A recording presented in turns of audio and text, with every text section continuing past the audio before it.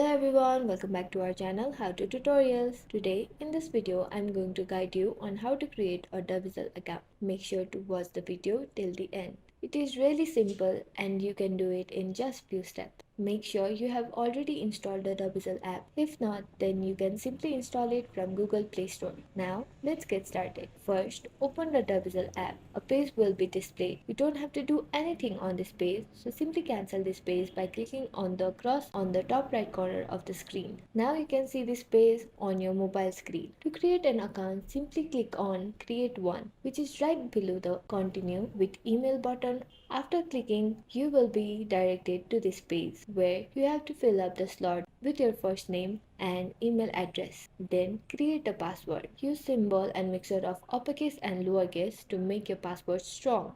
After you finish, simply tap the sign up button.